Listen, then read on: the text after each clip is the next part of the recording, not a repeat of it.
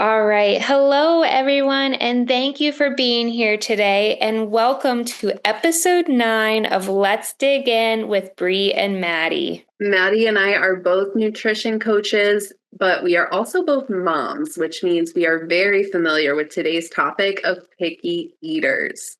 So here's the thing. Eating is way more complex than just placing food in your mouth. It's tied to everything from what's going on in your mind to digestion and even your habits. Join us as we go from picky to possible. We will explore why picky eaters act the way they do and how to gently guide them to trying new foods. At CrossFit Glen Burnie, we partnered with Healthy Steps Nutrition to support our clients using a framework that's guided, tested, and proven. We believe something as fundamental as nutrition should not be complicated, which is why we focus on simple, habit-based approach. But we know helping you become the best and healthiest version of yourself isn't just about what you eat or going to the gym. We must focus on a holistic approach addressing nutrition, stress management, sleep, mindset, support system, and lifestyle. Over the years, what we know about picky eaters has evolved so much. We now understand that genetics, sensory sensitivities, and even parenting styles all play a role.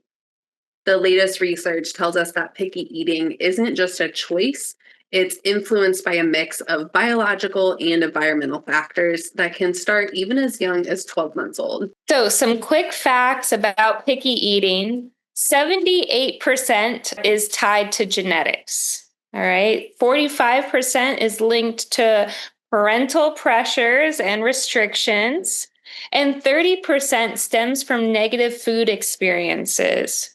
Though it's hard to define picky eating, it can increase stress, disrupt family meals, and lead to low intake of key nutrients like zinc, iron, and fiber. Fostering a low pressure, positive food environment makes a huge difference. And Maddie and I hear this one a lot of, does eating bad food cause picky eating? And honestly, not directly, but it can contribute to picky eating habits in ways like taste preference. High fat, salty, or sugary foods can make healthier options less appealing. Also, trauma. A bad experience with certain foods can lead to avoidance of that food later on. Deficiencies. So, limited diets, dull exposure to diverse flavor and textures can play a role.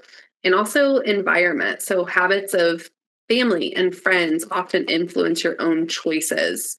So, understanding these factors can help you work toward a more balanced relationship with food. I want to take a minute to chat about this picture. I know with kids, it's like, why does my kid love blueberries one week and then hate them the next? And we know with whole foods, sometimes they do taste different. So encouraging to keep trying. Goldfish and crackers, pretzels, they're going to taste the same every single time. So we still want to have, those whole foods in there. So encourage, hey, you haven't tried this week. We got some new ones, or let's try a different fruit and keep it going. So understanding these factors can help you work toward a more balanced relationship with food. And let's explore some tips to support that journey. Yeah. So tip number 1 is all about mindset, shifting the mindset, whether it be yours or those around you. If you keep telling yourself you're a picky eater, how open are you really going to be to trying new things? Okay. Food is cultural, but it's also mental. Your mindset, the beliefs and thoughts you hold, can shape your eating habits. Do you have a fixed mindset of I will always be picky, or a growth mindset of I can learn to enjoy new foods with time and effort? Adopting a growth mindset takes time, but it can open the door to a wider variety of foods and experiences. Ask yourself, what mindset am I choosing? And while this mindset shift may not happen overnight, the best way to make this shift is to identify the benefits of trying new things. Then challenge your self-talk to shift away from resistance and negativity to being open and willing through positivity. Affirmations can be very helpful during this time. Here are just a couple examples. I will try new foods to have a wider palate. I will try this type of food in different ways to see if there's a specific preparation method that I like. I am up for the challenge of trying new things. Trying new things can help me learn more about myself.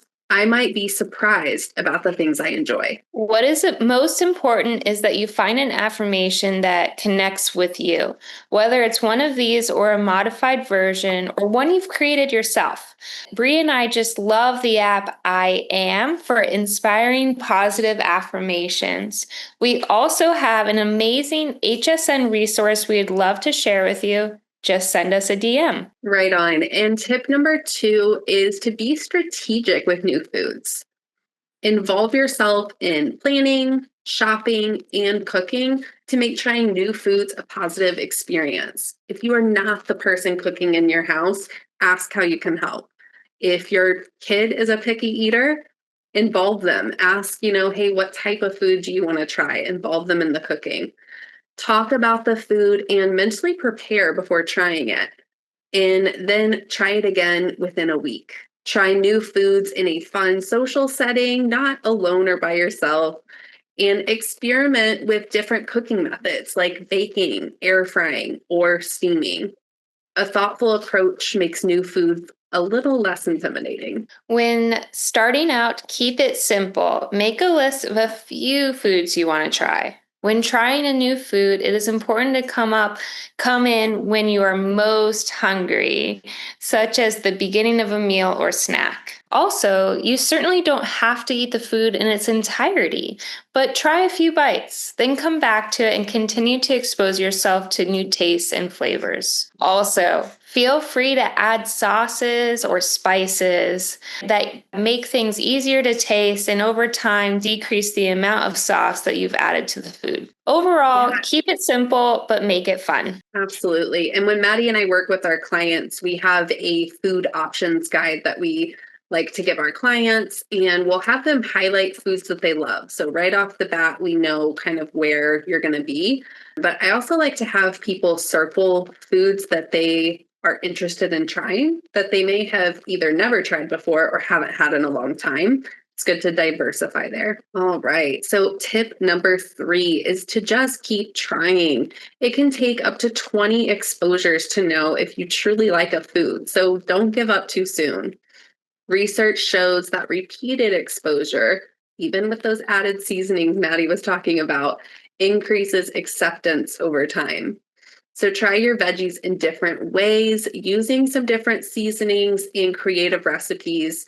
We have some amazing ones on our website, but buffalo cauliflower, cinnamon roasted butternut squash, kale with a kick, and seasoned Brussels sprouts. Cooking methods also matter. So roast or air fry for some added flavor and crunch instead of just steaming or boiling.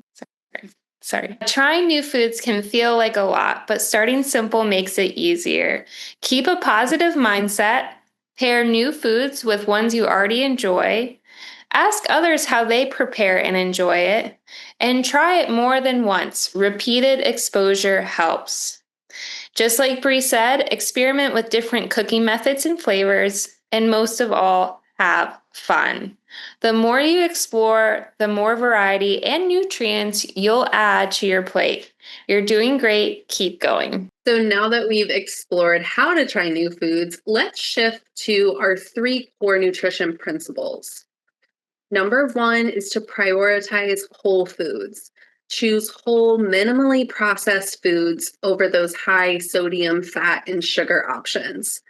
A great place to start is reshaping your plate using the plate method. Second is balance your macronutrients. Aim to include all 3 macronutrients, carbs, fat, and protein in every meal or snack.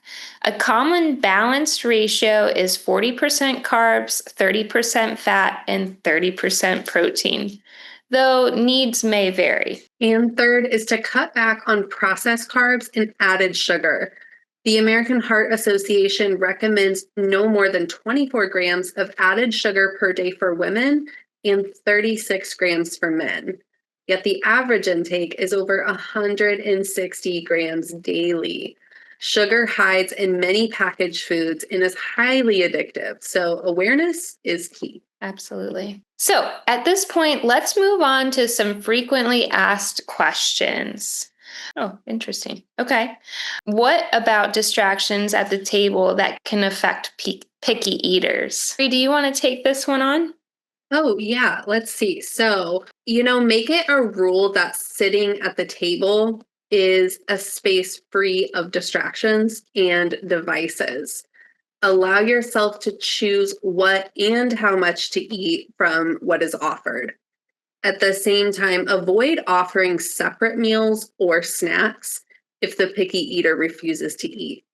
Include at least one food at meals and snacks that the eater likes. So start with where you're comfortable and add from there. Yeah. Okay. Another great question is, can picky eaters be reversed? So here is we're going to think about consistency is key, right? So yes, it can absolutely be reversed, and it's just those slow, consistent habits over time that's going to broaden that palate. So just like everything we've discussed, try to have that food on the table at a minimum of 20 different times, and also think about different ways in preparing that specific food. Include dipping sauces or spices, or baked versus air fried versus steamed. All good ideas.